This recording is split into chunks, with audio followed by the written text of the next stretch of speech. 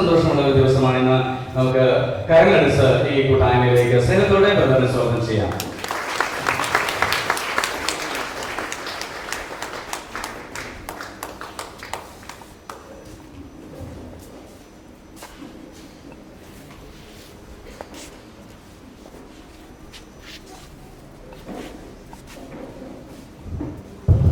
Praise the Lord.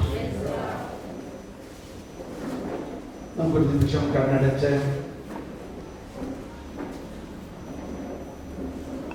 ഈ ഏതാനും നിമിഷങ്ങളെ, ഈ വരുന്ന മണിക്കൂറുകളെ നമ്മുടെ ജീവിതത്തിൻ്റെ ചരിത്രത്തിൽ വലിയ രഹസ്യങ്ങളെ വെളിപ്പെടുത്തുന്ന നിമിഷങ്ങളാക്കി മാറ്റുന്നതിന്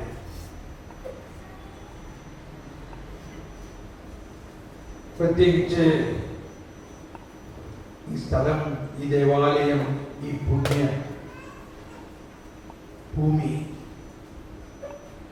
വല്ലാർപാടും പരിശുദ്ധ അമ്മയുടെ വളരെ വലിയ കൃപാനുഗ്രഹം നിറഞ്ഞ ഈ മണ്ണിൽ, ഈ ദേവാലയ അങ്കണത്തിൽ പരിശുദ്ധ അമ്മ, പരിശുദ്ധാത്മാവും നമ്മളെ വളരെ വാത്സല്യത്തോടെ കാണുന്നു.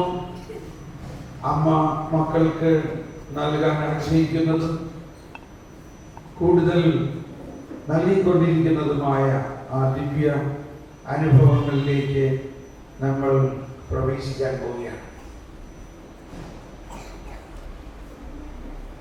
കണ്ണടച്ച് ഈ ബോധ്യത്തോടെ നമ്മുടെ ഉള്ളിൽ പരിശുദ്ധാത്മാവ് നമ്മുടെ ഉള്ളിൽ വസിക്കുന്നു എന്ന ആ കാഴ്ചയിലേക്ക് വരാം.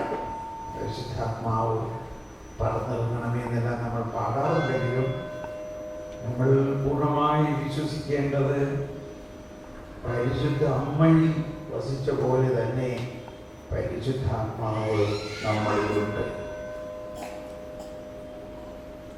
എല്ലാവരും ഏറ്റു പറഞ്ഞുകൊണ്ട്, എന്നിൽ വസിക്കുന്ന പരിശുദ്ധാത്മാവേ, എന്നിൽ ജീവിക്കുന്ന ദൈവമേ,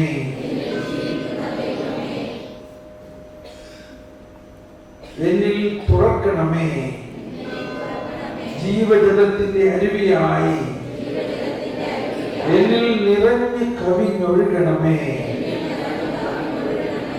സ്നേഹാഗ്നി ജ്വാലയായി എന്നിൽ കത്തി പടരണമേ. എന്നിൽ വസിക്കുന്ന പരിശുദ്ധാത്മാവേ,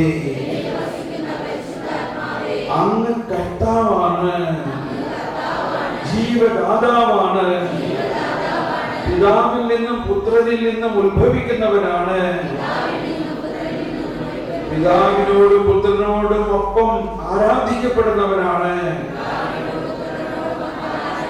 ഓ പരിശുദ്ധാത്മാവേ, എന്നിൽ കത്തി പടരണമേ, ജീവജലത്തിന്റെ അരുവിയായി എന്നിൽ നിറഞ്ഞു കവിഞ്ഞൊഴുകണമേ, സ്നേഹാഗ്നി ജ്വാലയായി എന്റെ ഉള്ളിൽ പ്രകാശിക്കണമേ, പ്രകാശം തൂകണമേ. എന്നിലുള്ള എല്ലാ അന്ധകാരവും അപ്പോൾ താനെ അകലും. എന്റെ ഉള്ളിലുള്ള അജ്ഞത അകലും. ജ്ഞാനം തന്നെയായ പരിശുദ്ധാത്മാവേ, ദൈവിക ജ്ഞാനം എന്നിൽ നിറയണമേ, എന്റെ ബുദ്ധിയെ പ്രകാശിപ്പിക്കണമേ, എന്റെ ജീവിതത്തിൽ ദൈവഹിതം വെളിപ്പെടുത്തണമേ. എല്ലാവരും ഭാഷാവലത്തിൽ സ്തുതിച്ചുകൊണ്ട്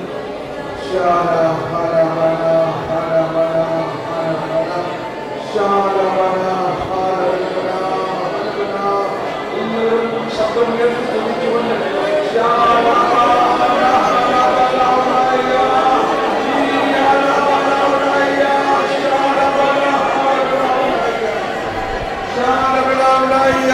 Shalom, ശാലബലാവലായ ശാലബലാവലായ ശാലബലാവലായ ശാലബലാവലായ. ഹല്ലേലൂയ ഹല്ലേലൂയ ഹല്ലേലൂയ ഹല്ലേലൂയ ഹല്ലേലൂയ ഹല്ലേലൂയ ഹല്ലേലൂയ ഹല്ലേലൂയ. ജീവജലത്തിൻ അരുവിയായി നിറഞ്ഞ് കവിഞ്ഞൊഴുകണമേ, സ്നേഹാഗ്നിജ്വാലയായി എന്നിൽ കത്തി പടരണമേ. ജീവജലത്തിൻ അരുവിയായി നിറഞ്ഞ് കവിഞ്ഞൊഴുകണമേ, സ്നേഹാഗ്നിജ്വാലയായി എന്നിൽ കത്തി പടരണമേ. ആത്മാവേ പരിശുദ്ധാത്മാവേ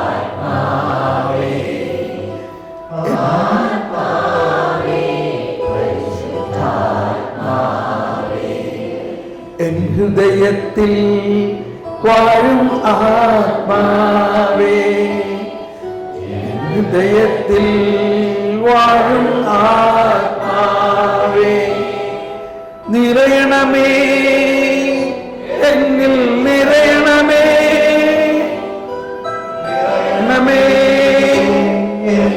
നിറയണമേ.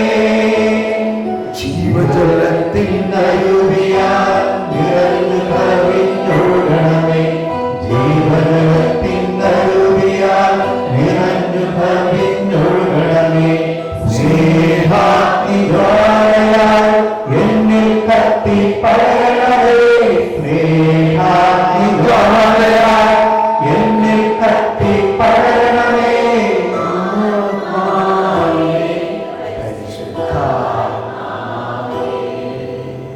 Praise the Lord.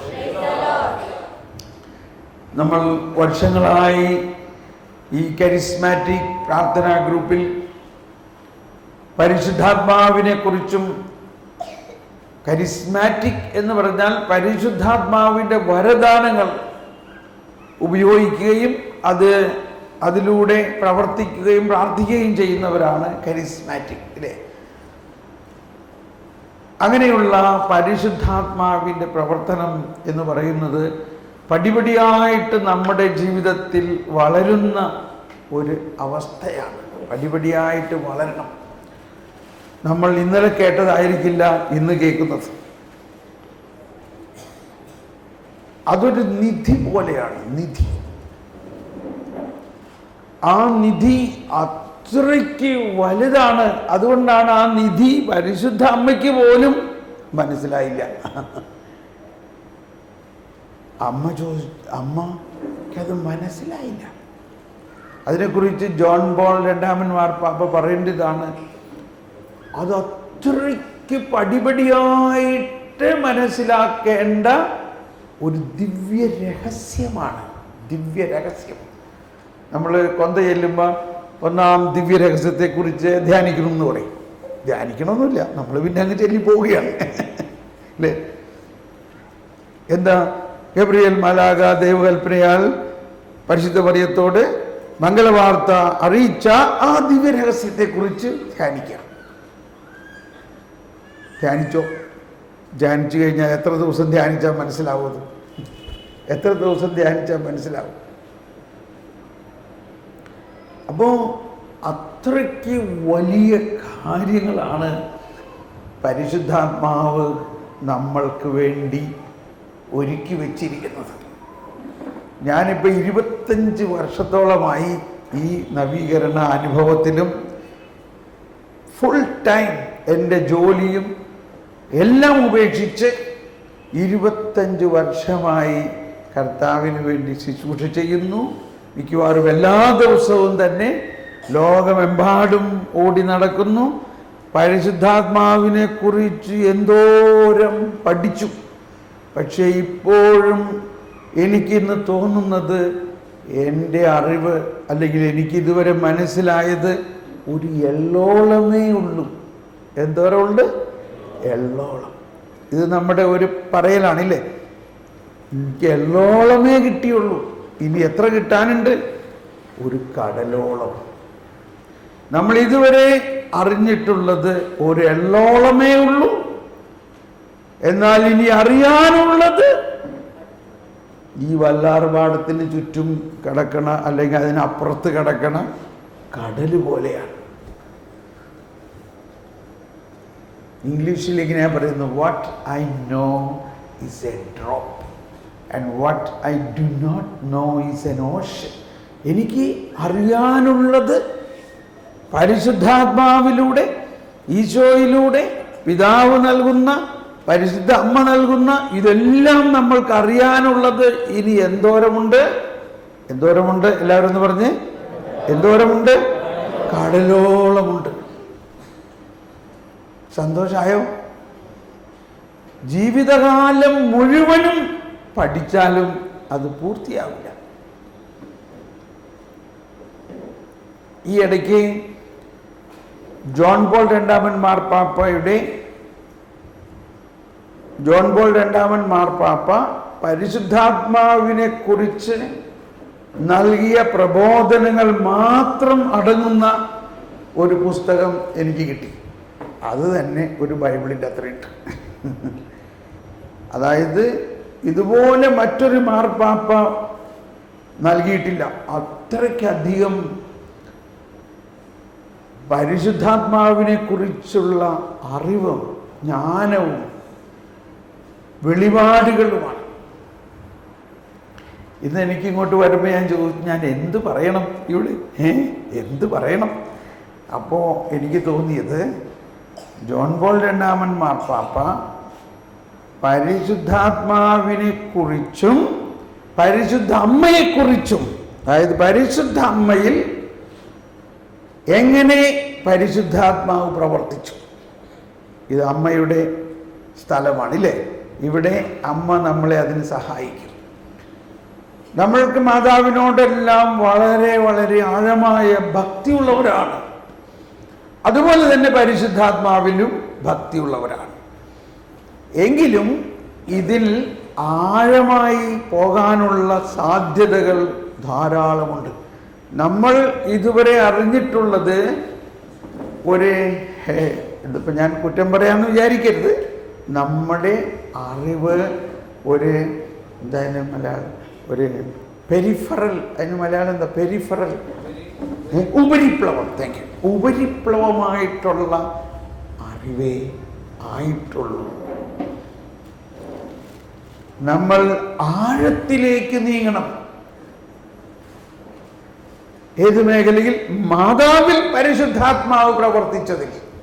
മാതാവ് പരിശുദ്ധാത്മാവുമായിട്ടുള്ള ആ പ്രവർത്തനം, പരിശുദ്ധാത്മാവ് മാതാവിൽ പ്രവർത്തിച്ച അതാണ്. അതിൽ ഒരുപാട് കാര്യങ്ങൾ നമുക്ക് പഠിക്കാനുണ്ട്. നമുക്ക് എന്ത് ചെയ്യാനുണ്ട്? പഠിക്കാനുണ്ട്. മനസ്സിലായോ? പഠിക്കാൻ റെഡിയാണോ? അപ്പോൾ ഇതെല്ലാം നമ്മൾ സാധാരണ നമ്മുടെ ഇടവക ജീവിതത്തിൽ ഞായറാഴ്ച കുർബാനയ്ക്ക് മാത്രമേ ഉള്ളേ പ്രസംഗമുള്ളൂ, ഇല്ലേ? ഇട ദിവസങ്ങളിൽ പ്രസംഗമുണ്ടോ? ഇല്ല. ഞായറാഴ്ച കുർബാനയ്ക്ക് പ്രസംഗം എത്ര നേരം കിട്ടും? 10 മിനിറ്റ്. 10 മിനിറ്റിൽ കൂടുതൽ പ്രസംഗിക്കുകയാണെങ്കിൽ സാധാരണ നമ്മളെ പോലെയുള്ള ഇടവകക്കാർ തന്നെ ഇങ്ങനെ വാച്ച് നോക്കും. അച്ചോ 10 മിനിറ്റ് ആയില്ലേ, ഇനി നിർത്ത്, ഞങ്ങൾക്ക് ഇതൊക്കെ കഴിഞ്ഞിട്ട് ടെലിവിഷൻ പ്രോഗ്രാം ഉണ്ട്, ഇറച്ചിക്കടയിൽ പോകണം, അത് വേറെ കാര്യം, ഇല്ലേ? അല്ലെങ്കിൽ ഇറച്ചിക്കട പൂട്ടും, നമുക്ക് ഇറച്ചി കിട്ടൂല. ഇങ്ങനെയുള്ള പല കാര്യങ്ങളും ഉള്ളതിൻ്റെ പേരിൽ 10 മിനിറ്റിൽ കൂടുതൽ ഞായറാഴ്ച പഠനവും നടക്കുന്നില്ല. പിന്നെ എവിടെ പഠിക്കുന്നത്? ഇതുപോലെയുള്ള പ്രാർത്ഥനാ സംഘങ്ങളിൽ, പ്രാർത്ഥനാ ഗ്രൂപ്പുകൾ നമ്മൾ പഠിക്കാൻ കൂടിയുള്ള അവസരങ്ങളാണ്. ഞാനിങ്ങനെ ഒരുപാട് വിശദമായി പോയ സമയം പെട്ടെന്ന് കഴിയും. അതുകൊണ്ട് നേരെ ഞാൻ സബ്ജക്റ്റിലേക്ക് കയറുകയാണ്. നിങ്ങളെല്ലാം ഒരുപാട് പ്രാർത്ഥിക്കുന്നവരാണ്, തീഷ്ണതയുള്ളവരാണ്. അതോടൊപ്പം നമുക്കുണ്ടാകേണ്ട ചില ബോധ്യങ്ങളാണ്. ചില ബോധ്യങ്ങൾ അതിൽ മാതാവുമായിട്ടുള്ള ആ പരിശുദ്ധാത്മാവ് മാതാവുമായിട്ടുള്ള ബന്ധത്തിലേക്ക് പോകാനായിട്ട് ഞാൻ ഒരുങ്ങുമ്പോൾ ഇപ്പോൾ ഇത് പെട്ടെന്ന് പരിശുദ്ധാത്മാവ് വേറൊരു കാര്യം പറയാണ്. ഒരു ബോധ്യം. ഇപ്പം ഞാനും വലിയ പ്രാർത്ഥനക്കാരനാണെന്നായിരുന്നു എൻ്റെ എൻ്റെ ഒരു കണക്ക്. കാരണം എല്ലാവരും എന്നെ വിളിച്ച് പറയണം, ബ്രദറെ പ്രാർത്ഥിക്കണേ, പ്രാർത്ഥിച്ചു കഴിയുമ്പോൾ കാര്യം നടക്കണു. അപ്പോൾ ഞാൻ പ്രാർത്ഥിച്ച എല്ലാം നടക്കും എന്നുള്ള ഒരു വലിയ ആത്മവിശ്വാസവും ചില അഹങ്കാരവും ഒക്കെ നമുക്കുണ്ട്.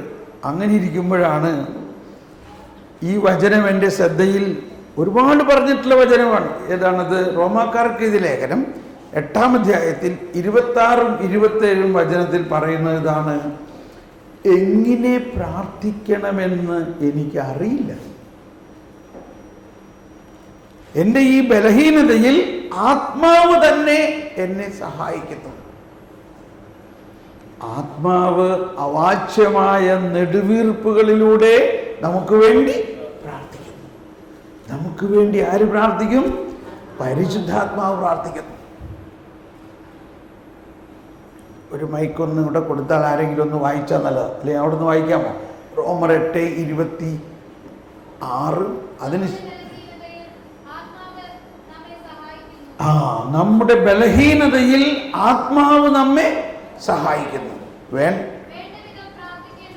വേണ്ട വിധം പ്രാർത്ഥിക്കേണ്ടത് എങ്ങനെയെന്ന് നമുക്കറിഞ്ഞുകൂടാ.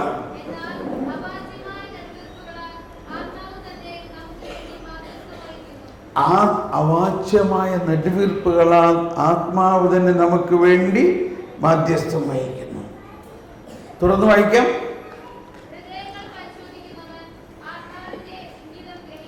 ഹൃദയങ്ങൾ, എല്ലാവരും നേരിട്ട് പറഞ്ഞേ, ഹൃദയങ്ങൾ പരിശോധിക്കുന്നവൻ ആത്മാവിന്റെ ഇംഗിതം ഗ്രഹിക്കുന്നു. എന്തെന്നാൽ ആത്മാവ് ദൈവഹിതമനുസരിച്ച് വിശുദ്ധർക്ക് വേണ്ടി മാധ്യസ്ഥം വഹിക്കുന്നു. ഈ വിശുദ്ധർ എന്ന് ഇവിടെ പറയുന്നത് ആരെക്കുറിച്ചാണ്? അതാണ് കർത്താവ് ഈശോ മിശിഹായിൽ വിശ്വസിച്ച് മാമോദീസ സ്വീകരിച്ചിരിക്കുന്ന എല്ലാ വിശ്വാസികളെ കുറിച്ചാണ്. അപ്പൊ നമ്മൾ ഓരോരുത്തരിലും വസിക്കുന്ന പരിശുദ്ധാത്മാവ് നമുക്ക് വേണ്ടി പ്രാർത്ഥിക്കും. Praise the Lord. ഞാൻ ഈ ഒരാഴ്ച മുമ്പ് ഞങ്ങളുടെ ഗ്രൂപ്പ്, ഇപ്പോൾ നിങ്ങളുടെ മേരി ചേച്ചി ഒക്കെ ഉണ്ടായിരുന്ന ഗ്രൂപ്പ്, ഞങ്ങളുടെ ഗ്രൂപ്പിൽ ഇങ്ങനെ പ്രാർത്ഥിക്കുമ്പോൾ ഒരു ദർശനത്തിൽ ഇങ്ങനെ കാണുകയാണ്, ഒരു വണ്ടി ഒരു കയറ്റം കയറണില്ല, അങ്ങോട്ട് കയറണില്ല. നമ്മൾക്ക് അറിഞ്ഞൂടെ വണ്ടി ഓടിക്കുന്ന ആളുകൾ കയറണില്ല. അങ്ങനെ ആ വണ്ടി അവിടെ നിൽക്കുകയാണ്. ഞങ്ങൾ മധ്യസ്ഥ പ്രാർത്ഥന നടത്തിക്കൊണ്ടിരിക്കുകയാണ്. അപ്പോൾ അതിൻ്റെ അർത്ഥം നമ്മളുടെ ഈ പ്രാർത്ഥന പോരാ. പിന്നെ ഞങ്ങൾ എന്ത് വിചാരിച്ചു, എങ്ങനെ പ്രാർത്ഥിക്കണം എന്ന് വിചാരിച്ചപ്പോഴാണ് ഈ വചനം കിട്ടുകയാണ്. പരിശുദ്ധാത്മാവ് തന്നെ നിങ്ങൾക്ക് വേണ്ടി, അല്ലെങ്കിൽ ഏത് മേഖലയ്ക്ക് വേണ്ടി ഞങ്ങൾ പ്രാർത്ഥിക്കുന്നു അവർക്ക് വേണ്ടി പരിശുദ്ധാത്മാവ് പ്രാർത്ഥിക്കും. എങ്ങനെ പ്രാർത്ഥിക്കണമെന്ന് എനിക്ക് അറിയില്ല. നമ്മുടെ അവസ്ഥ നോക്കി, നമ്മളിപ്പോൾ ഇത്രയും പ്രാർത്ഥിക്കുന്ന ആൾക്കാരാണെങ്കിലും ഇപ്പോഴും നമ്മൾക്കല്ല ചില പ്രശ്നങ്ങൾ മാറുന്നുണ്ടോ? ഉണ്ടോ? ചിലതൊന്നും മാറുന്നില്ല. അപ്പോൾ പിന്നെ നമ്മൾ എൻ്റെ ദൈവം ഇനി എന്ത് ചെയ്യണം? എല്ലാ ദിവസവും ഇങ്ങനെ പ്രാർത്ഥിക്കണം, എല്ലാ ദിവസവും കുർബാനയ്ക്ക് പോകണം, എല്ലാ പ്രാർത്ഥനയ്ക്കും പോകണം, ഇവിടെ മാതാവിൻ്റെ അടുത്ത് പ്രാർത്ഥിക്കണം, എന്നിട്ടും ഒരു പരിഹാരവും നമ്മുടെ ചില പ്രശ്നങ്ങൾക്ക് ഇല്ല. അമ്മമാരൊക്കെ ആണെങ്കിൽ ശരിക്കറിയാം, ആരോടും പറയാൻ പറ്റാത്ത പ്രശ്നങ്ങളുമുണ്ട്. അപ്പോഴെന്താ, എങ്ങനെ പ്രാർത്ഥിക്കണമെന്ന് നമുക്ക് അറിയില്ല. ആർക്കറിയാം? പരിശുദ്ധാത്മാവിനറിയാം. പരിശുദ്ധാത്മാവ് തന്നെ ആ വ്യക്തിയിലുണ്ടോ? നമ്മളിലുണ്ടോ? നമ്മൾ ആർക്ക് വേണ്ടി പ്രാർത്ഥിക്കുന്നു ആ വ്യക്തിയിൽ പരിശുദ്ധാത്മാവുണ്ടോ? ഉണ്ട്. ഇത് നിങ്ങൾ വിശ്വസിക്കുന്നുവോ? പരിശുദ്ധാത്മാവ് നമ്മളിലുമുണ്ട്, ആ വ്യക്തിയിലുമുണ്ട്. അപ്പൊ നമ്മൾ വിശ്വസിച്ചുകൊണ്ട് ഇങ്ങനെ പ്രാർത്ഥിക്കണം, പരിശുദ്ധാത്മാവ് അങ്ങ് പ്രാർത്ഥിക്കണേ. ഇങ്ങനെ ഞങ്ങളങ്ങ് പ്രാർത്ഥിക്കാൻ തുടങ്ങിയ ഉടനെ വണ്ടി ഓടാൻ തുടങ്ങി. ഇത് ഈ ഓടാതിരിക്കുന്ന വണ്ടി ഭയങ്കര സ്പീഡിൽ. പിന്നെയും പ്രാർത്ഥിച്ചുമ്പോൾ അതിൻ്റെ മുൻപിൽ കൊടി പറക്കണം. ഈ നമ്മുടെ സഭയുടെ കൊടി, വെള്ളയും മഞ്ഞയായിട്ടുള്ള കൊടി ഉണ്ടല്ലോ, അത് പറഞ്ഞു ദർശനത്തിൽ. അപ്പോൾ എനിക്ക് ഭയങ്കര ഒരു സന്തോഷമായി, ഇങ്ങനെ പ്രാർത്ഥിക്കണം. അത് കഴിഞ്ഞ് 2-3 ദിവസം കഴിഞ്ഞപ്പോൾ വീണ്ടും ഞങ്ങളൊരു കാര്യത്തിന് വേണ്ടി പ്രാർത്ഥിക്കുമ്പോൾ, കാറായിരുന്നു, ഇപ്പോൾ ഒരു മോട്ടോർ സൈക്കിൾ, ഒരു സ്കൂട്ടർ വലിഞ്ഞ് ഒരിടത്തു നിന്നു. അവിടെ കയറണില്ല. അപ്പം എനിക്ക് തോന്നി നമുക്ക് പരിശുദ്ധാത്മാവിനെ, ഇത് ദർശനമാണ് കേട്ടോ, ഒരു അടയാളമാണ്, പരിശുദ്ധാത്മാവിനെ കൊണ്ട് പ്രാർത്ഥിപ്പിക്കാം. പരിശുദ്ധാത്മാവേ അങ്ങ് ആ സാഹചര്യത്തിന് വേണ്ടി പ്രാർത്ഥിച്ചപ്പോൾ ഒരു സ്കൂട്ടർ നല്ല പുക തുപ്പിക്കൊണ്ട് ഭയങ്കര സ്പീഡിൽ എങ്ങനെ പോകുന്നറിയാമോ? ചുമ്മാ പോവുകയല്ല, മറ്റുള്ള വണ്ടികളുടെ ഇടയിൽ കൂടി അതിനെ വെട്ടിച്ച് പോയി. നമ്മുടെ കാറാണെങ്കിൽ അങ്ങനെ പോകാൻ പറ്റില്ല അല്ല, വെട്ടിച്ച് പോയിട്ട് എല്ലാവരേക്കാളും മുമ്പിൽ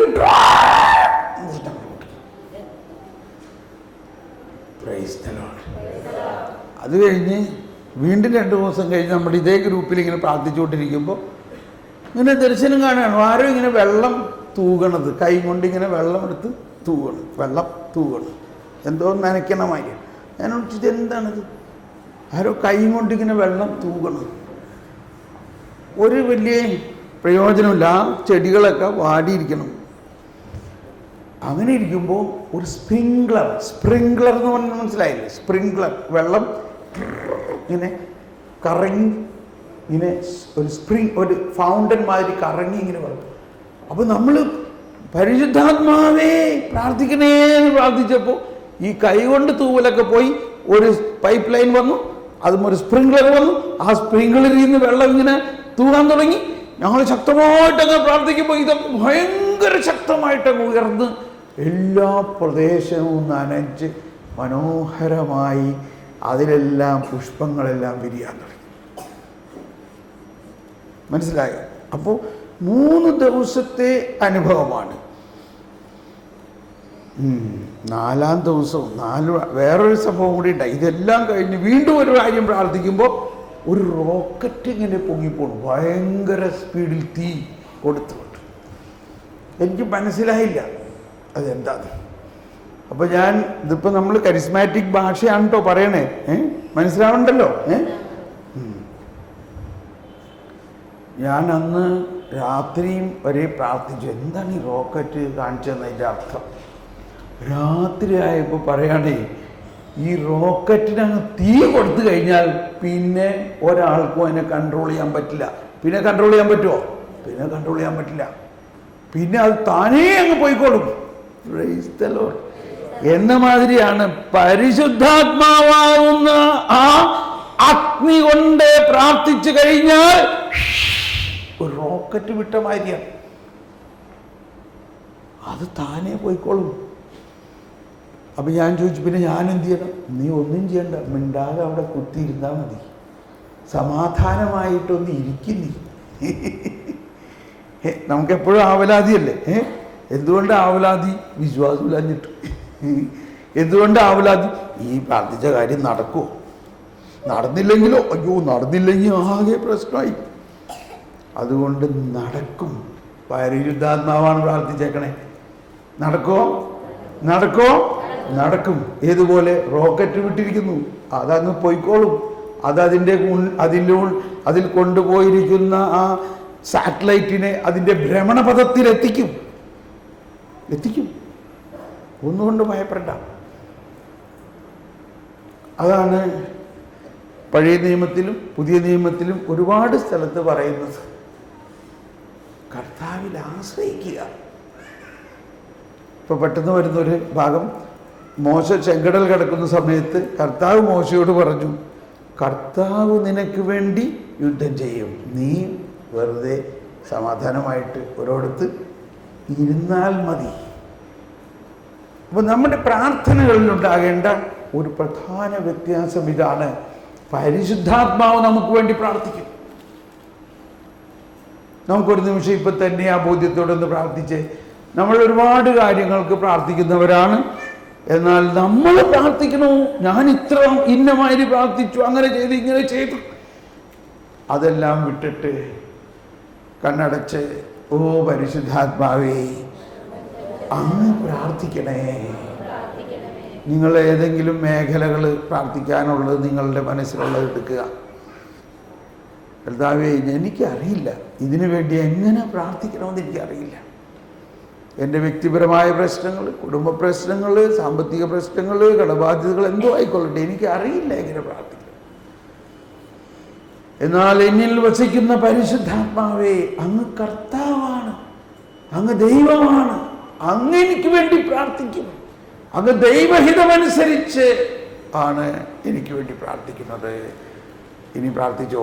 പരിശുദ്ധാത്മാവേ അങ്ങ് പ്രാർത്ഥിക്കുന്നു എന്ന് ഞാൻ വിശ്വസിച്ചുകൊണ്ട് എൻ്റെ ആത്മാവിൽ വസിക്കുന്ന പരിശുദ്ധാത്മാവേ, ഭാഷാപരത്തിൽ ശാല ഹലബല ഹലബല ഹലബല ഹലബല ശാല ഹലബല. പരിശുദ്ധാത്മാവേ പ്രാർത്ഥിക്കണേ. ഇവിടെ കൂടിയിരിക്കുന്ന എല്ലാവരിലും വസിക്കുന്ന പരിശുദ്ധാത്മാവേ അങ്ങ് ഇവർക്ക് വേണ്ടി പ്രാർത്ഥിക്കണമേ. അങ്ങ് ഇവരിൽ വസിച്ചുകൊണ്ട് പ്രാർത്ഥിക്കണമേ. അങ്ങ് ഇവരുടെ കാര്യങ്ങൾക്ക് പരിഹാരം കൊടുക്കുമെന്ന് ഞാൻ വിശ്വസിക്കുന്നു. അങ്ങേക്കെല്ലാം അറിയാം, അങ്ങേക്കെല്ലാം സാധ്യമാണ്.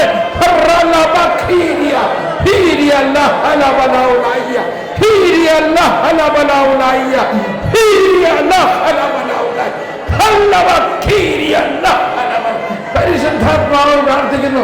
എല്ലാവരും ശബ്ദമുയർത്തി ഹൃദയം തുറന്ന് ഭാഷാപരത്തിൽ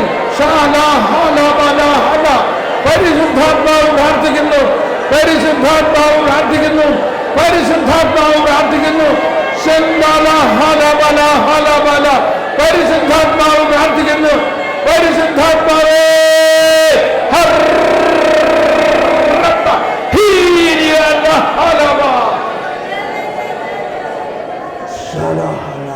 വിശ്വസിക്കുക. പരിശുദ്ധാത്മാവ് ദൈവഹിതമനുസരിച്ച് നമ്മുടെ ഉള്ളിൽ വസിച്ചുകൊണ്ട് നമുക്ക് വേണ്ടി മധ്യസ്ഥം വഹിക്കുന്നു. ഓ പരിശുദ്ധാത്മാവേ, അങ്ങേക്കറിയാം ഞങ്ങൾക്ക് എന്താ വേണ്ടതെന്ന്.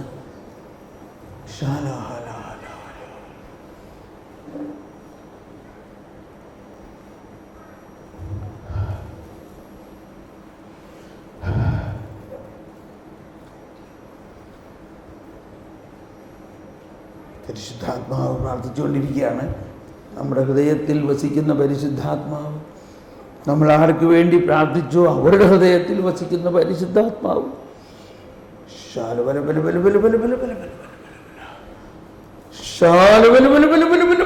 റോക്കറ്റിൽ തീ കൊടുത്ത പോലെ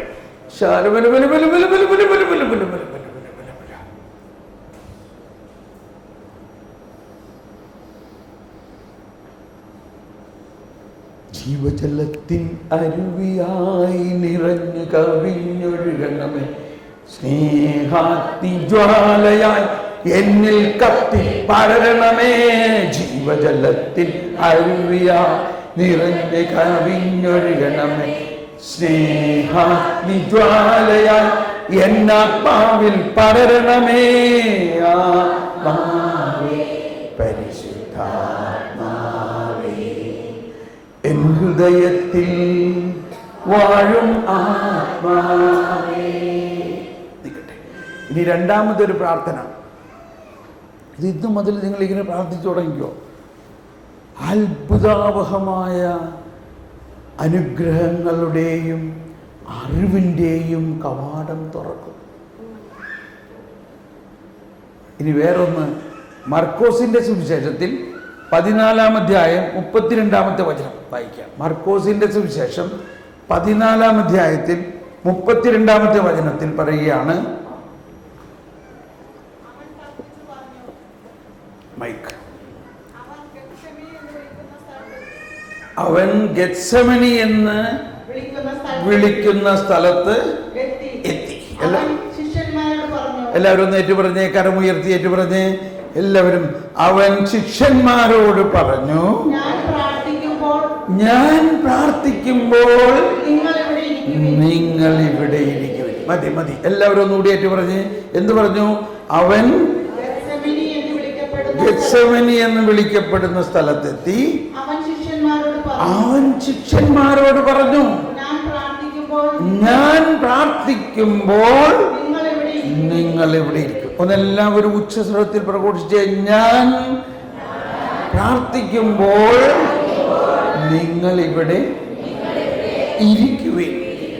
ആര് പറഞ്ഞു? യേശു പറഞ്ഞു. അപ്പൊ ഈശോ എന്ത് പറഞ്ഞു? അപ്പൊ ആരാ ഇവിടെ പ്രാർത്ഥിക്കുന്നത്? ആരാ പ്രാർത്ഥിക്കുന്നത്? ഈശോ. നമ്മൾ എന്ത് ചെയ്യണമെന്ന് പറഞ്ഞു? അവിടെ ഇരുന്നാ മതി. ഓ, പ്രാർത്ഥിക്കണ്ടേ? ഇപ്പൊ പ്രാർത്ഥിക്കണ്ട. എന്ത് ചെയ്യണം? ഈശോ പ്രാർത്ഥിച്ചെന്ന് കിട്ടുന്ന ആ കൃപ വാങ്ങട്ടെ. അത് വാങ്ങാൻ തയ്യാറായി അവിടെ ഇരിക്കുക. ഒന്നുകൂടി വായിച്ച എല്ലാവരും. ഞാൻ പ്രാർത്ഥിക്കുമ്പോൾ, എല്ലാവരും ശബ്ദമുയർത്തി, ഞാൻ പ്രാർത്ഥിക്കുമ്പോൾ നിങ്ങൾ ഇവിടെ ഇരിക്കുവിൻ.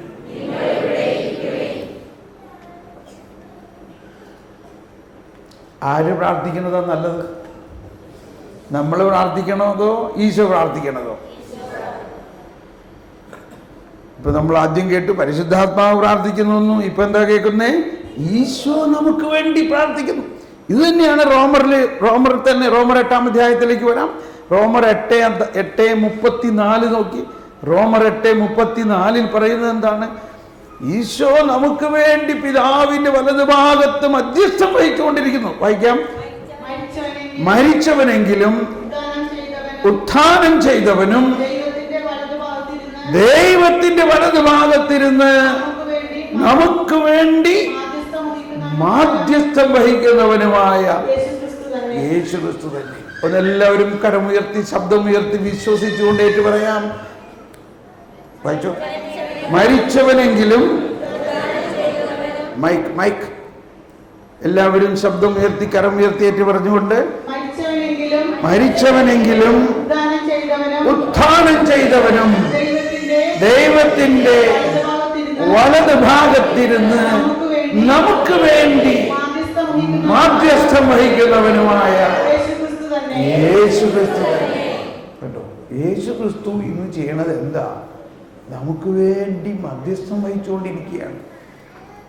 അതാണ് വിശുദ്ധ കുർബാനയിലും നിത്യാരാധനയിലും അല്ലാതെ നമ്മുടെ ഹൃദയത്തിലും വസിക്കുന്ന ഈശോ നിത്യപുരോഹിതനാണ്. ആ നിത്യപുരോഹിതനായ ഈശോയുടെ അന്ന് പ്രാർത്ഥിച്ച പ്രാർത്ഥനകൾ തന്നെ നിത്യതയിലേക്ക് പ്രവേശിച്ചിരിക്കുന്നു. നിത്യതയിലേക്ക്. അതൊരിക്കലും അവസാനിക്കുന്നില്ല. അത് നമുക്ക് കൂടി വേണ്ടിയാണ് ഈശോ പ്രാർത്ഥിച്ചത്. പിതാവേ, ഇവരോട് ക്ഷമിക്കണമേ, ഇവർ ചെയ്യുന്നത് എന്തെന്ന് ഇവർ അറിയുന്നില്ല. അതൊരു പ്രാർത്ഥനയാണോ? ആണോ? അത് മാത്രമല്ല, അങ്ങനെ ഒരുപാട് പ്രാർത്ഥനകളുണ്ട്. ഇത് കണ്ടുപിടിക്കണം. ഇനി വാസ്തവത്തിൽ ഈ സങ്കീർത്തനങ്ങളെല്ലാം ഈശോയുടെ പ്രാർത്ഥനയാണ്. സ്വർഗസ്ഥനായ പിതാവിൻ്റെ പ്രാർത്ഥിക്കുമ്പോഴും ഈശോയാണ് അവിടെ പ്രാർത്ഥിക്കുന്നത്. ഈശോയും നമ്മൾ കൂടി ഒരുമിച്ച. അപ്പോൾ അതാണ് മറ്റൊന്ന്. ഇനി അതൊന്ന് ചിന്തിച്ചേ. കണ്ണടച്ച്, ഈശോ നമ്മുടെ ഉള്ളിലുണ്ട്. ഈശോയെ, ഞാൻ അങ്ങയോട് മുട്ടിയിരിക്കുകയാണ്. ഈശോയെ, എൻ്റെ പ്രാർത്ഥനകൾ പോലെയൊന്നും അല്ല. ഈശോ പ്രാർത്ഥിക്കുമ്പോൾ പിതാവ് ഉടനെ കേൾക്കുകയാണ്. ഈശോയെ, അങ്ങ് ലാസറിന്റെ ഭവനത്തിൽ വന്നിട്ട് പറഞ്ഞു, പിതാവേ, അങ്ങ് എപ്പോഴും എൻ്റെ പ്രാർത്ഥന കേൾക്കും എന്ന് എനിക്കറിയാം. കണ്ടോ, ദൈവവചനമാണ് നാം കേട്ടത്. എന്താണത്? അങ്ങ് എപ്പോഴും എന്ന് പറഞ്ഞ എല്ലാവരും പറഞ്ഞ്, അങ്ങ് എപ്പോഴും എൻ്റെ പ്രാർത്ഥന കേൾക്കും. വിശ്വസിക്കുക. ആ ഈശോയെ എനിക്ക് വേണ്ടി പ്രാർത്ഥിക്കണേ. ഒന്നെല്ലാവരും പറഞ്ഞ്, ഈശോയെ അങ്ങ് എനിക്ക് വേണ്ടി പ്രാർത്ഥിക്കണേ. പിതാവ് എനിക്ക് വേണ്ടി ഒരുക്കിയിരിക്കുന്നത് ആ നിത്യസമ്മാനം, ആ വലിയ സമ്മാനം എനിക്ക് തരണമേ. അതെന്താണെന്ന് എനിക്ക് ചിന്തിക്കാൻ പോലും കഴിവില്ല. അത്രയ്ക്ക് വലുതായിരിക്കും. എന്റെ മനസ്സിന് ഉൾക്കൊള്ളാൻ പറ്റില്ല. കണ്ണ് കാണാത്തതും കാത് കേൾക്കാത്തതും മനുഷ്യ മനസ്സിന് അഗ്രാഹ്യവുമാണത്. ഈശോയേ, എൻ്റെ ഈശോയെ, എൻ്റെ പൊന്നീശോയെ, അങ്ങ് പ്രാർത്ഥിച്ചത് എനിക്ക് വാങ്ങിത്തരും.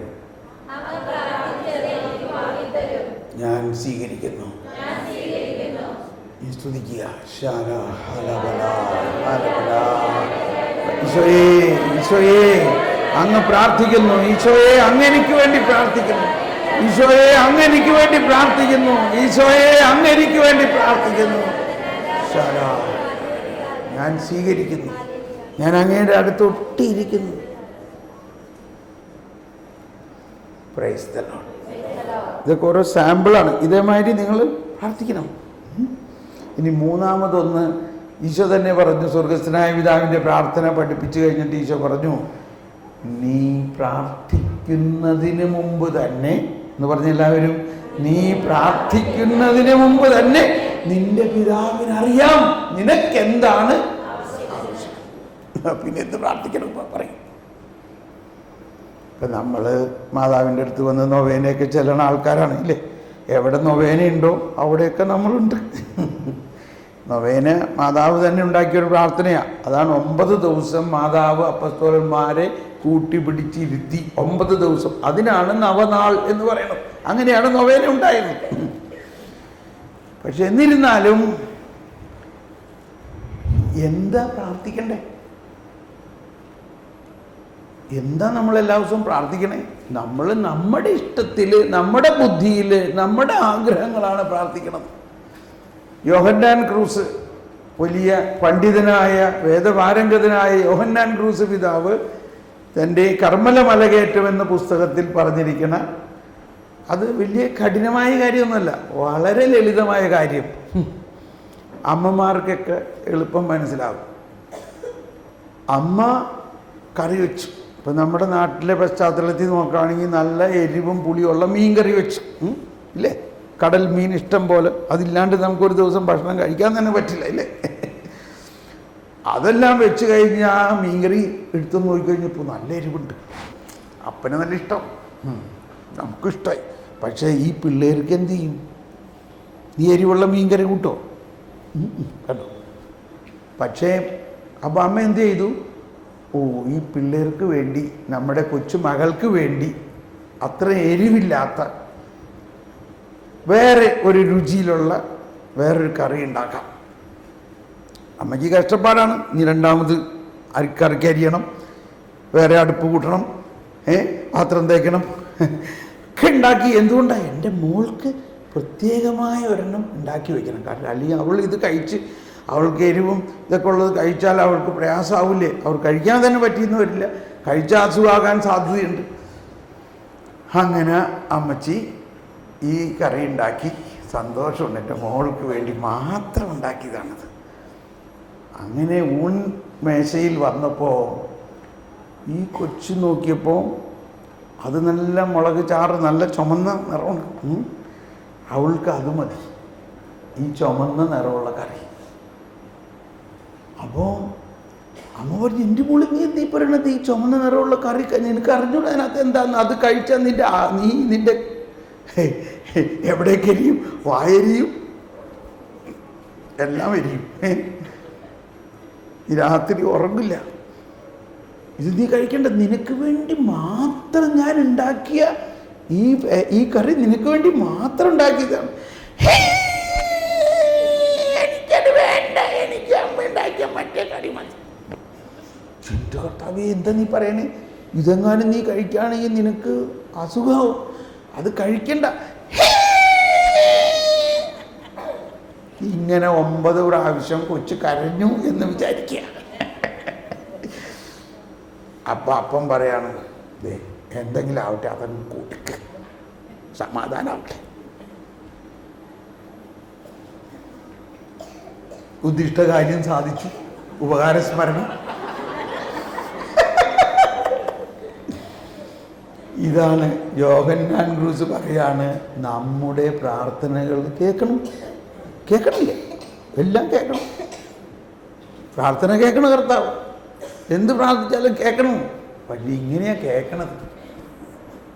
നമ്മൾ പ്രാർത്ഥിച്ച് കുറേ പ്രാവശ്യം കരയുമ്പോൾ, അയ്യോ നീ കരയല്ലേ, നിന്റെ കരച്ചിൽ നിർത്ത്, എന്താ നീ കൊണ്ടുപോയിക്കോ. അപ്പം എന്താ വാസ്തവത്തിൽ? ദൈവം പിതാവ് കുറേ കാലമായിട്ട് നമുക്ക് വേണ്ടി മാത്രം ഉണ്ടാക്കി വച്ചിരിക്കുന്നൊരു പാൽപ്പായസം, അല്ലെങ്കിൽ അത്രയ്ക്ക് വലിയ ഒരു കാര്യം നമ്മളുടെ ബുദ്ധിക്ക് അഗ്രാഹ്യമാണ്. അത് കണ്ണ് കാണാത്തതും കാത് കേൾക്കാത്തതും മനുഷ്യ മനസ്സിനെ നിരൂപിക്കുക പോലും സാധിക്കാത്ത അത്രയും രഹസ്യവും വിശുദ്ധവും പരിപാവനവും ആയ ആ വലിയ നിധി അവിടെ ഇരിക്കുക. എന്തുകൊണ്ട്? നമ്മൾ നമ്മുടെ ഇഷ്ടം അനുസരിച്ച് ചോദിക്കണം, കിട്ടണം. കുറെ കഴിഞ്ഞപ്പോൾ നമുക്ക് തന്നെ അത് ഭാരമായിട്ട് തോന്നി. അപ്പോൾ വീണ്ടും വന്ന് ചോദിച്ചു, ഞാൻ പണ്ടേ പറഞ്ഞതല്ലേ, നിനക്ക് വേണ്ടി ഞാൻ വേറെ ഉണ്ടാക്കി വെച്ചിട്ടുണ്ട്, അത് നീ വാങ്ങും.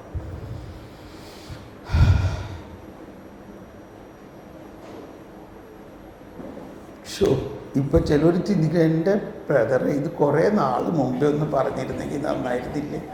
ഇത്രയും വർഷം നമ്മൾ ചിലത് പ്രാർത്ഥിച്ചിട്ട് കിട്ടണില്ല, ചിലത് കിട്ടാത്ത എന്താണെന്ന് വെച്ചാൽ അത് കൊടുത്താൽ ദൂഷ്യമാണത്. നമ്മുടെ അറിവില്ലായ്മ കൊണ്ടാണ് അത് ചോദിക്കണമെന്ന് പിതാവിനറിയാം. ഇപ്പം നമ്മുടെ കൊച്ചിൻ്റെ കയ്യിൽ അവൾക്ക് വെട്ടുകത്തി എടുത്ത് കളിക്കണം. വെട്ടുകത്തി എന്ന് പറഞ്ഞാൽ മനസ്സിലായില്ലേ? നല്ല മൂർച്ചയുള്ള കളി. അവളോട് പറയും, മോളെ ഇത് കളിപ്പാട്ടമല്ല, ഇത് മൂർച്ചയുള്ള കത്തിയാണ്. ഇല്ലില്ല, എനിക്ക് അതുകൊണ്ട് കളിക്കണം എന്ന് പറഞ്ഞാൽ കൊടുക്കുമോ? നമ്മൾ കൊടുക്കില്ല. കാരണം അതുകൊണ്ട് കളിച്ചാൽ അവൾക്ക് മുറിവാണ്. അതുകൊണ്ട് നമ്മൾ എന്ത് കാരണവശാലും കൊടുക്കില്ല. എന്ന മാതിരി ചില കാര്യങ്ങൾ എത്ര പ്രാർത്ഥിച്ചാലും കിട്ടില്ല. കാരണം അത് കിട്ടിയാൽ അപകടമാണ്. പിന്നെ എന്തുകൊണ്ടാണ് നമ്മൾ പ്രാർത്ഥിക്കണേ? നമ്മുടെ ജ്ഞാനത്തിൻ്റെ കുറവ് കൊണ്ടാണ്. ഓക്കെ, അപ്പോൾ ഈ ബോധ്യത്തോടെ നമുക്കൊന്ന് പ്രാർത്ഥിക്കാം. പിതാവേ, ഞാൻ ഈ കാലം അത്രയും പലതും ചോദിച്ചിട്ടുണ്ട്, പക്ഷേ ഇപ്പോൾ ഞാൻ അതൊക്കെ മാറ്റി വെച്ചുകൊണ്ട് പിതാവ് എനിക്ക് വേണ്ടി ഉണ്ടാക്കി വെച്ചിട്ടുള്ള അതെനിക്ക് തരും. പ്രാർത്ഥിക്കാം, ഒന്ന് പ്രാർത്ഥിക്കാം. അങ്ങനെ ഒന്ന് എഴുന്നേറ്റ് നിന്ന്, എല്ലാവരും ഒന്ന് എഴുന്നേറ്റ് നിന്നുകൊണ്ട് ഒന്ന് കരമുയർത്തി ഹൃദയം തുറന്ന് പിതാവേ, എല്ലാവരും പിതാവേ, അങ്ങ് എനിക്ക് വേണ്ടി മുൻകൂട്ടി ഒരുക്കി വെച്ചിരിക്കുന്ന ആ നിധി, വിസ്മരണീയമായ നിധി എനിക്ക് നൽകണേ. എന്റെ ഹിതമല്ല, അങ്ങയുടെ ഹിതം, അങ്ങയുടെ ഹിതമനുസരിച്ച് അങ്ങൊരുക്കിയിരിക്കുന്നത് എനിക്ക് നൽകണമേ. എന്റെ ഹിതത്തെ ഞാൻ മാറ്റിവെക്കുന്നു. എന്റെ ആഗ്രഹങ്ങളല്ല, അങ്ങൊരുക്കി വെച്ചിരിക്കുന്നത് എനിക്ക് തരണമേ. ഹല്ലേലൂയാ, ഹല്ലേലൂയാ, ഹല്ലേലൂയാ, ഹല്ലേലൂയ.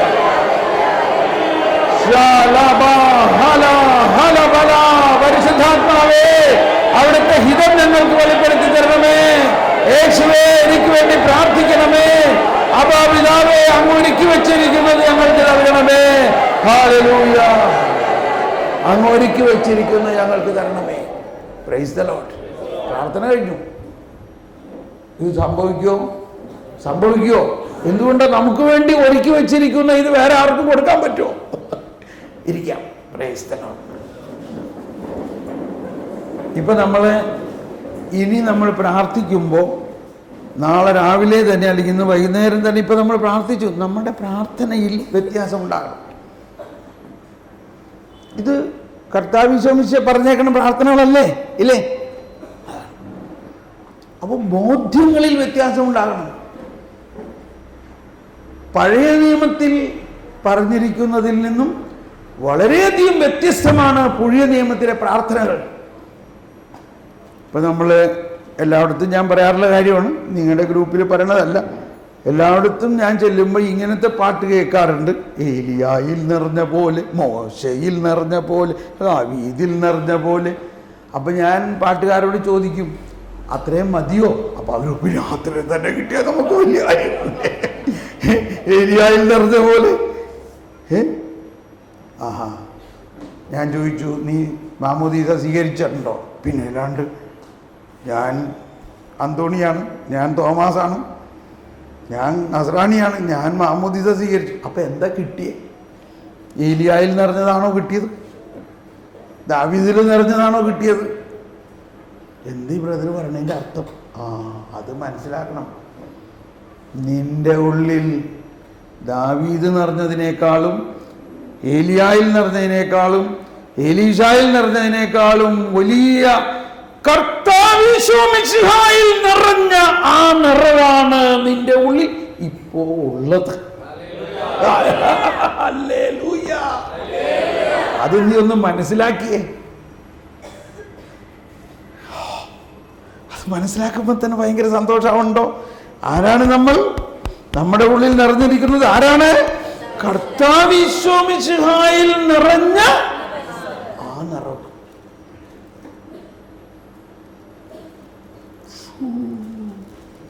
അതാണ് പൗലോസ് പറയുന്നത്, യേശുക്രിസ്തുവിനെ മരിച്ചവരിൽ നിന്ന് ഉയർപ്പിച്ചവന്റെ ആത്മാവ് നിങ്ങളിൽ വസിക്കുന്നുണ്ടെങ്കിൽ. എന്തുകൊണ്ടാണ് ഉണ്ടെങ്കിൽ എന്ന് പറയണേ? നമ്മളിപ്പോഴും ഏലിയായിൽ നിറഞ്ഞമായിരുന്നു വിചാരിച്ചിരിക്കണതേ. ഉണ്ടെങ്കിൽ ഇപ്പോൾ റോമർ 8:11 ഒന്ന് എല്ലാവരും ഏറ്റു പറഞ്ഞ്, യേശുവിനെ മരിച്ചവരിൽ നിന്നും ഉയർപ്പിച്ചവന്റെ ആത്മാവ് നിങ്ങളിൽ വസിക്കുന്നുണ്ടെങ്കിൽ, യേശുക്രിസ്തുവിനെ ഉയർപ്പിച്ചവൻ നിങ്ങളിൽ വസിക്കുന്ന തന്റെ ആത്മാവിലൂടെ നിങ്ങളുടെ മർത്യ ശരീരങ്ങൾക്ക് പുതുജീവൻ നൽകും. ഈ വചനം ബൈഹാർട്ടായിരിക്കണം കേട്ടോ. യേശുവിനെ മരിച്ചവരിൽ നിന്നും ഉയർപ്പിച്ചവന്റെ ആത്മാവ് നിങ്ങളിൽ വസിക്കുന്നുണ്ടെങ്കിൽ, യേശുക്രിസ്തുവിനെ ഉയർപ്പിച്ചവൻ നിങ്ങളിൽ വസിക്കുന്നതിന്റെ ആത്മാവിലൂടെ നിങ്ങളുടെ മർത്യ ശരീരങ്ങൾക്ക് പുതുജീവൻ നൽകും. ഇതാണ് ക്രിസ്ത്യാനി. ഏലിയായിൽ നിറച്ച ആത്മാവല്ല, മോശയിൽ നിറച്ച ആത്മാവല്ല, എലീശായിൽ നിറഞ്ഞ ആത്മാവല്ല, കർത്താവ് യേശു മിശിഹായിൽ നിറഞ്ഞ ആത്മാവിനെ മുഴുവനും നമുക്ക് തന്നിട്ടാണ്. എന്നിട്ട് കർത്താവ് യേശു എന്താ പറഞ്ഞു പറയാമോ? എന്നിൽ വിശ്വസിക്കുന്നവൻ ഞാൻ ചെയ്ത പ്രവൃത്തികൾ ചെയ്യും, മാത്രമല്ല അവയേക്കാൾ വലിയവയും ചെയ്യും എന്ന് പറഞ്ഞ എല്ലാവരും. എന്നിൽ വിശ്വസിക്കുന്നവൻ, ഉച്ചത്തിൽ എന്നിൽ വിശ്വസിക്കുന്നവൻ ഞാൻ ചെയ്ത പ്രവൃത്തികളെല്ലാം ചെയ്യും, അവയേക്കാൾ വലിയവയും ചെയ്യും. എന്തുകൊണ്ടെന്നാൽ ഞാൻ പിതാവിന്റെ അടുത്തേക്ക് പോകുന്നത് കൊണ്ട് ഇവയേക്കാൾ വലിയവയും ചെയ്യും. കണ്ടോ? ഇതാണ് ക്രിസ്ത്യാനി. നമ്മൾ ആരാന്ന് വിചാരിച്ചേക്കണേ?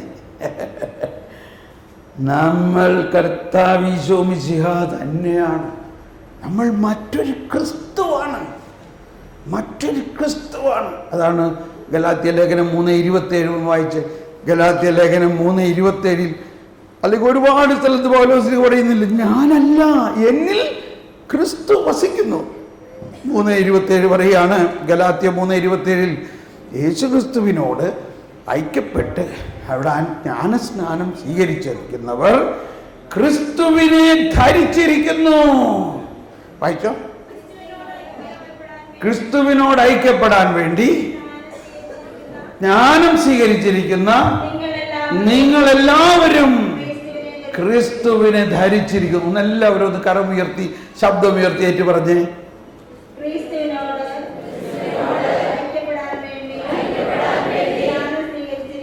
ജ്ഞാനം സ്വീകരിച്ചിരിക്കുന്ന നിങ്ങളെല്ലാവരും ക്രിസ്തുവിനെ ധരിച്ചിരിക്കുന്നു.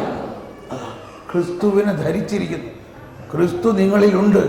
നിങ്ങൾ മറ്റൊരു ക്രിസ്തു തന്നെയാണ്.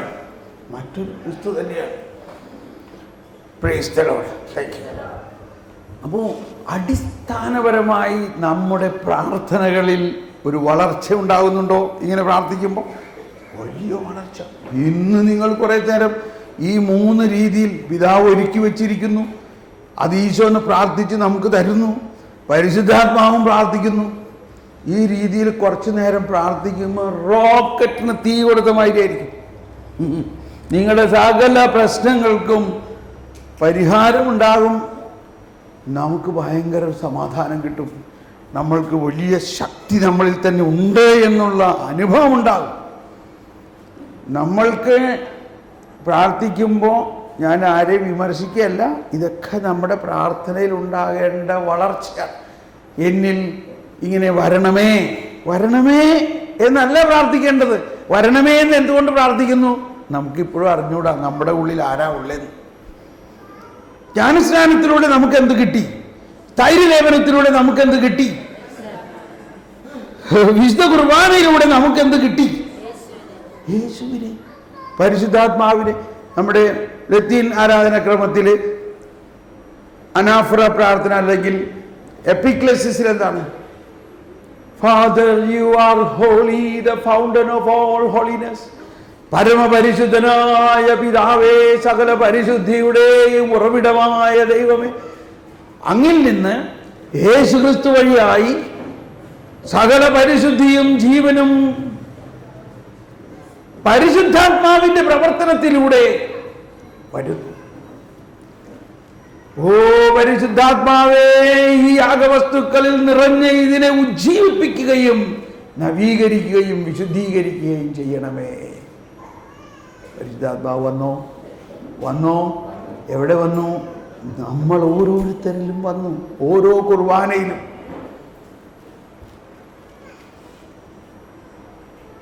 യേശുക്രിസ്തുവിന്റെ കൃപയും പിതാവായ ദൈവത്തിന്റെ സ്നേഹവും പരിശുദ്ധാത്മാവിന്റെ സംസർഗവും നിങ്ങളെല്ലാവരോടും കൂടെ. ആണോ? കൂടെ ഉണ്ടോ? ഒന്ന് കുറിച്ചരിച്ച്. പിതാവിൻ്റെയും പുത്രൻ്റെയും പരിശുദ്ധാത്മാവിൻ്റെയും നാമത്തിൽ ആമേൻ. കണ്ട, ശ്രദ്ധിച്ചോ വരച്ചത്? പിതാവിൻ്റെയും പുത്രൻ്റെയും. പിന്നെന്താ? പരിശുദ്ധാത്മാവ് എന്ത് ചെയ്തു? ഇപ്പോൾ പരിശുദ്ധാത്മാവ് ഇടതുവശത്തുനിന്ന് നമ്മളെ വലതുവശത്തേക്ക് മാറ്റിയിരിക്കണം. നമ്മൾ പണ്ട് ഇടതുവശത്ത് നിന്നവരായിരുന്നു എന്ന് വെച്ചാൽ വേറെ ഒരു ജീവിത രീതിയിൽ, പാപത്തിൻ്റെ അടിമത്വത്തിലും ദൈവത്തെ അറിയാത്ത അജ്ഞതയിലുള്ളവരായിരുന്നു. എന്നാൽ ആ ആളുകളിൽ പിതാവും പുത്രനും വന്നു കഴിഞ്ഞപ്പോൾ പരിശുദ്ധാത്മാവ് നമ്മളെ എന്ത് ചെയ്തു? ഇടതുവശത്തുനിന്ന് വലതുവശത്തേക്ക്. ഇപ്പൊ നമ്മൾ എവിടെയാ? ഒന്നുച്ചത്തിൽ പറഞ്ഞേ, ഇപ്പൊ നമ്മൾ എവിടെയാ? വലതുവശത്ത്. ആരാണ് നമ്മളെ വലതുവശത്തേക്ക് മാറ്റിയത്? പരിശുദ്ധാത്മാവിന്റെ പ്രവർത്തനമാണ്. ഓക്കെ, ഇതവിടെ നിൽക്കട്ടെ. ഇനി നമുക്ക് മാതാവിലേക്ക് പ്രവേശിക്കാം. ഇത് പ്രത്യേകിച്ച് മാതൃഭക്തിയുള്ളവരായതുകൊണ്ടാണ് ഒരുപക്ഷെ ഈ ടോപ്പിക്ക് ഇങ്ങനെ വരുന്നത്. വലിയ കാര്യങ്ങളാണ് മാതാവിനെ കുറിച്ച് നമ്മൾ മനസ്സിലാക്കേണ്ടത്. എന്ന് പറഞ്ഞാൽ പരിശുദ്ധാത്മാവ് മാതാവിൽ എങ്ങനെ പ്രവർത്തിച്ചു, പരിശുദ്ധാത്മാവിനെ മാതാവ് എങ്ങനെ കാണുന്നു എന്നതിൽ. ഞാൻ ഈ പറയണത് മുഴുവനും ജോൺ പോൾ രണ്ടാമൻ്റെ പ്രബോധനത്തിൽ നിന്നാണ് പറയുന്നത്. മനസ്സിലാവുന്നുണ്ടോ? അപ്പോൾ നിങ്ങൾക്ക് സംശയമുണ്ടെങ്കിൽ സംശയിക്കേണ്ട ആവശ്യമില്ല, സഭാ പ്രബോധനമാണ്. ഇപ്പോൾ നമ്മൾ പരിശുദ്ധാത്മാവിനെ കുറിച്ച് പലപ്പോഴും മനസ്സിലാക്കുന്നത് പ്രാവ് പോലെ, തീ പോലെ, വെള്ളം പോലെ, പിന്നെ എന്താണ്? കാറ്റ്. ഈ പ്രതീകങ്ങളാണ്. ഇതിനെന്താ പറയുന്നത്? ഇതെല്ലാം പ്രതീകങ്ങളാണ്.